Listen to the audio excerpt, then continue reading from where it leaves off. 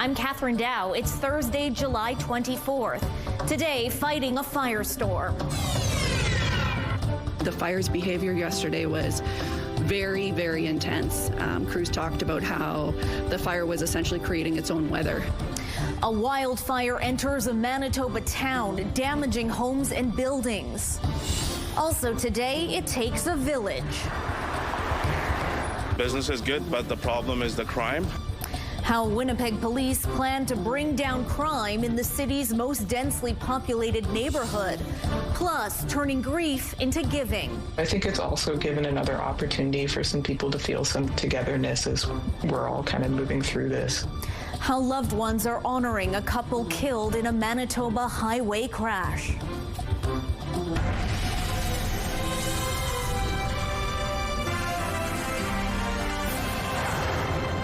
This house is burning. Oh my God. Dramatic video from northern Manitoba today. A wildfire has entered the town of Leaf Rapids and has damaged at least one home and some vacant buildings. After keeping the flames at bay for weeks, fire crews were forced to get out of town. Good afternoon. Thanks for joining us. Marilee is away. It started late yesterday afternoon. Winds picked up, sending smoke and burning embers raining down on the town, and things deteriorated quickly.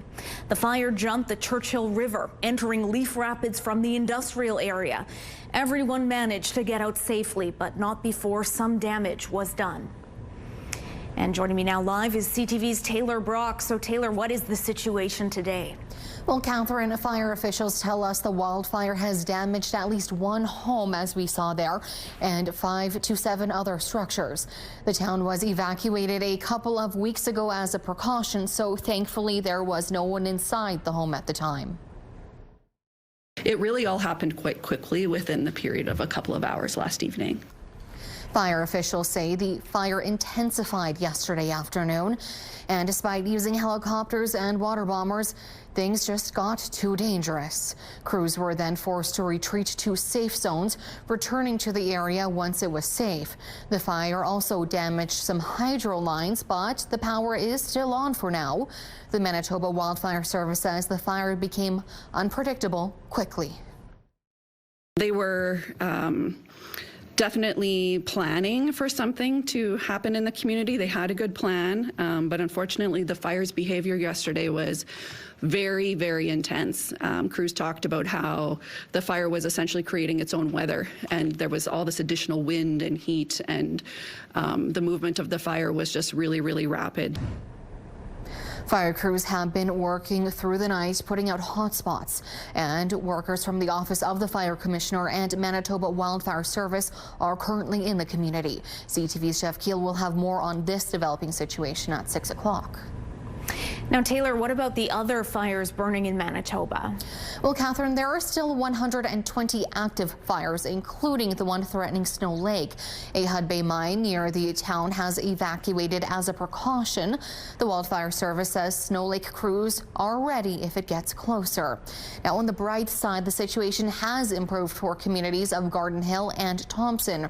Rain that fell earlier is helping the firefighting efforts there, and officials say things have improved at Split Lake and Opaskwayak Cree Nation to the point where evacuees could soon be allowed to go home. All right, thanks for this, Taylor. The Winnipeg Police Service says it's going to beef up its presence in Osborne Village in response to a rise in violent crime. We're very highly intelligent and statistically driven, and right now those stats are saying we need to be here right now.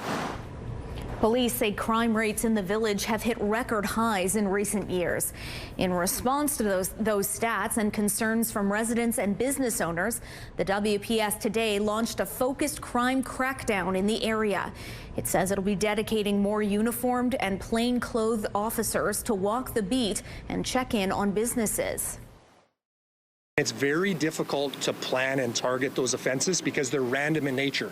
But what I do know is when we deploy extra resources in an area, we have a profound effect.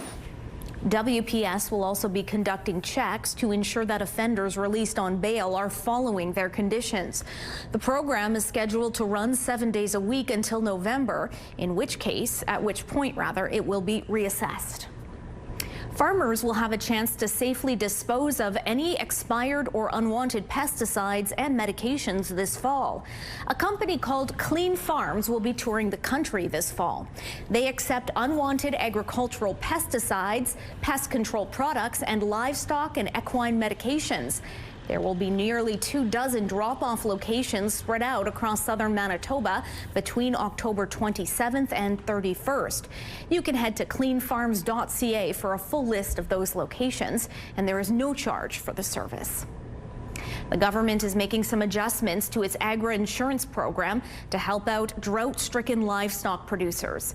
Manitoba Agricultural Services Corporation says forage and pasture producers will be able to defer forage insurance claim deduction payments made before October 1st and get partial payments on insurance claims for crops with measurable losses. It also says livestock grazing on uninsured crops won't impact claims. They're also looking to incentivize farmers to convert cereal crops to livestock feed. You can find more information on our website, ctvnewswinnipeg.ca. A local effort is trying to do some good out of tragedy. It is a blood drive in honor of Royal Canoes late bassist Brandon Berg and his partner Olivia Michalchuk. The two died in a car crash near Swan River earlier this month. I think it's also given another opportunity for some people to feel some togetherness as we're all kind of moving through this. Jennifer Dirksen, a friend of the couple, said the two were known for taking care of others. Now the community is stepping up to do the same. Dirksen says blood donations allowed Michalchuk to live long enough for her loved ones to say goodbye. People are now being asked to donate blood in honor of the couple. It's been good to have something tangible to do, I think, for people in this situation. A lot of people are at a loss given how sudden and tragic it is. But to have something that they can do that actually makes a difference in people's lives, I think is really helpful. And more than 350 people have signed up so far. We're learning more tonight about the 2025 Grey Cup Festival in Winnipeg this fall. Organizers announced that the RBC Convention Centre will serve as the official headquarters for the festivities between November 13th to 15th. There you can take in parties and entertainment. Each night brings a new theme and a headline act. And also announced today at Princess Auto Stadium is a culinary event.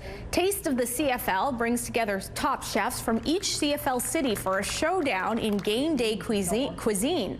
You can sample dishes and drinks and vote for Canada's best stadium food. The Convention Centre will also be home to a Grey Cup gala. Social passes go on sale tomorrow at 10 a.m. As I said, 50% are already sold, those 3-day passes, which is truly remarkable. 90% of the Grey Cup tickets are currently sold for the game on Sunday. Festival right here in Winnipeg. For information and tickets, visit greycupfestival.ca. CTV weather specialist Colleen Brady joins us now with a first look at your Skywatch evening forecast. Yeah, I think our entry to the food competition should involve rum for the Rum Hut. Oh, I don't know about you, Colleen, but anyway, I'm wondering, Colleen, smoke has felt a little less dense today, but from your scientific vantage point, has smoke improved at all? And what you just saw there, folks, was an example of professional tap dancing. Thank you, Catherine. My microphone was not turned on. It is now. Yeah, the Rum Hut. I noticed that. Yeah, the big announcement coming from the Rum Hut seems like there's going to be a lot of fun coming up for the Grey Cup. Tonight will actually be a nice night in the southwest, not as smoky as it was last night. Some improvement there. The smoke will be held off for a couple of days, but up in the north we have outright air quality warnings tonight for places like Flin Flon, Lynn Lake, Leaf Rapids, and Thompson, with those fires continuing to burn there. Good news, bad news in the hours ahead. There will be rain coming through, but it also comes with the risk of thunderstorms. More on that coming up, but let's take a look right now through the Bathfitter Live Eye. Bathfitter, your bath and shower experts for more than 40 years. In Winnipeg right now, cloudy and 25 degrees with the Humidex. It feels like 28. Winds out of the north at 8 kilometers an hour. The pressure is falling and the humidity is 51%. Out in traffic on this Thursday afternoon, a live look out onto Notre Dame. Pretty busy for folks trying to make their way westbound. Not so much for folks heading eastbound. Traffic moving well overall in that part of the city.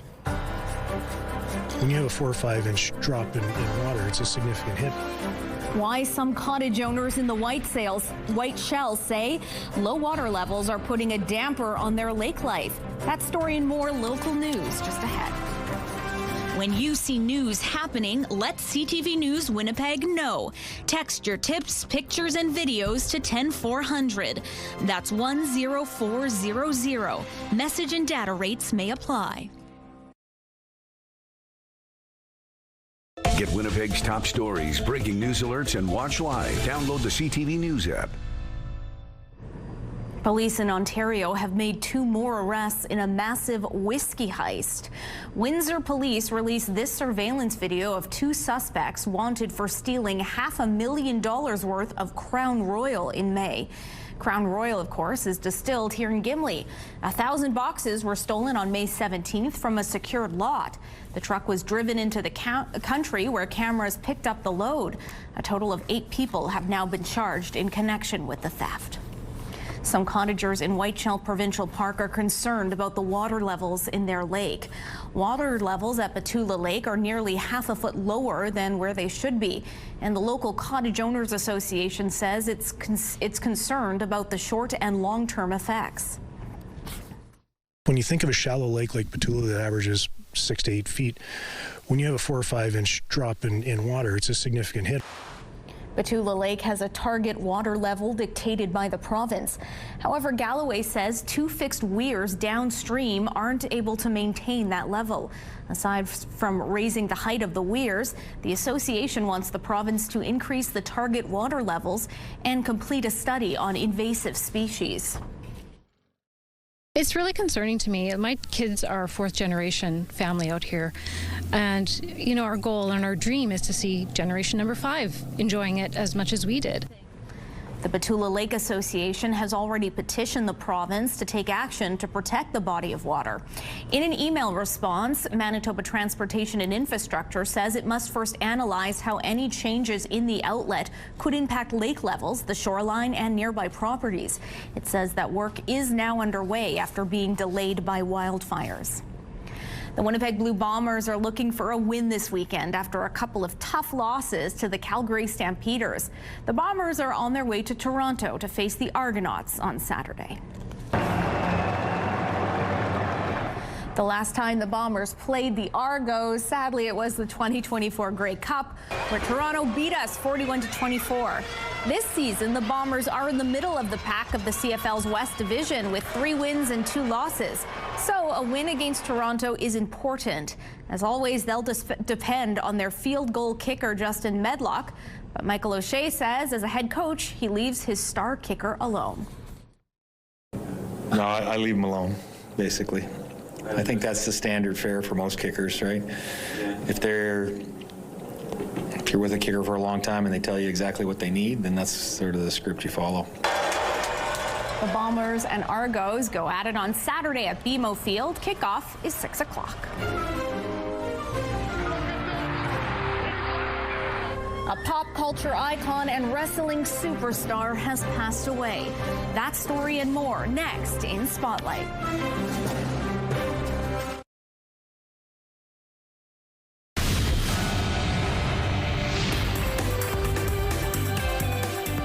Spotlight, sponsored by the Casinos of Winnipeg, presenting Brett Kissel. Colleen Brady has your Spotlight today. Another one. Sad news for fans of professional wrestling. That's right. He was a legend of wrestling and pop culture generally, Catherine. He performed in the ring here in Winnipeg many times over his career. Hulk Hogan has died. Hogan dominated the pro wrestling scene for almost 4 decades. He's remembered for his epic battles with superstars including Andre the Giant and King Kong Bundy. Hulkamania extended beyond the ring, with Hogan appearing in Hollywood blockbusters like Rocky III and 3 television series. The wrestler's cause of death was reportedly a cardiac arrest. Hogan was 71. What a week, I tell you. Still reeling from Ozzy Osbourne. All of it, yeah. It's been a tough one, you said, for Gen X. Yeah, yes, it is. Yeah. Okay, let's pick things up, make people a little with some happier news here. So this is a one-of-a-kind festival for Winnipeg. That's right, Catherine. J-Fest showcases the very best in global Jewish art and culture.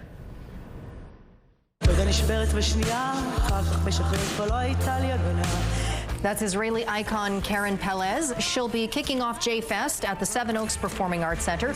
J-Fest welcomes people of all faiths, backgrounds, and demographics. It's a full week of concerts, art exhibits, workshops, and much more.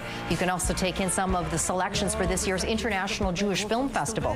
J-Fest runs from November 1st through 9th. Visit the Rady Jewish Community Center website for more information. Really nice voice there. Yeah. Okay, so here's an opportunity for the young people to sharpen their skills on the gridiron. Pretty exciting. The Minnesota Vikings are bringing their Vikings Youth Flag Football Clinic to Winnipeg next month. The free event is open to anyone aged 6 to 14 who wants to learn flag football skills from the pros, build confidence, and make friends. The 4 sessions are spread out across August 6th and the 7th at the Ralph Contafio Soccer Complex on Waverly Street. I know the #1 Viking fan in Winnipeg, my dad, he is 66, so I think maybe he's not allowed there. He could try to challenge for a spot on the field. Yeah, I think he should. Maybe just show up in the gear. They might throw pity on him. Skull. Yeah, exactly. All right, comedian John Mulaney is giving a glimpse into what music he was listening to during a recent stop here in Winnipeg. That's right. Mulaney was in Winnipeg on Saturday as part of the Great Outdoors Comedy Fest, and we now know what he was up to in his hotel room. No, not that. Over the weekend, Mulaney created a Spotify playlist titled In a Hotel in Winnipeg, which includes the description, "I put this together while I was in a hotel in Winnipeg." The post appeared on his Facebook page. The playlist includes 12 songs, including Mandinka by Sinead O'Connor, Tour by the Courtneys, and The Boy by Smashing Pumpkins. You can find a link to his playlist on our website. Funny guy. Yep. Great kind show. Of a depressing playlist there. So. Kind of, yeah, well, funny. There you go. All right, thanks for this, Colleen. No problem. Interesting insight into the mind of a comedian. Your primetime lineup kicks off at 8 with Good Cop, Bad Cop, and The Rookie wraps up the night at 9, only on CTV. A live look out onto Portage Avenue, east and westbound, out in front of Polo Park. Traffic busy, but moving well. It's sunny right now. It's warm. It's humid, too. It feels like 28 with the Humidex. I'll have your full forecast coming up.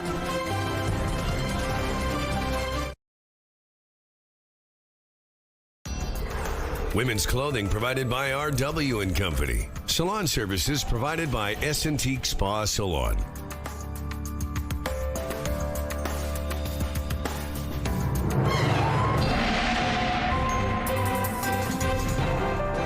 CTV Skywatch weather brought to you by South Beach Casino and Resort. Visit southbeachcasino.ca.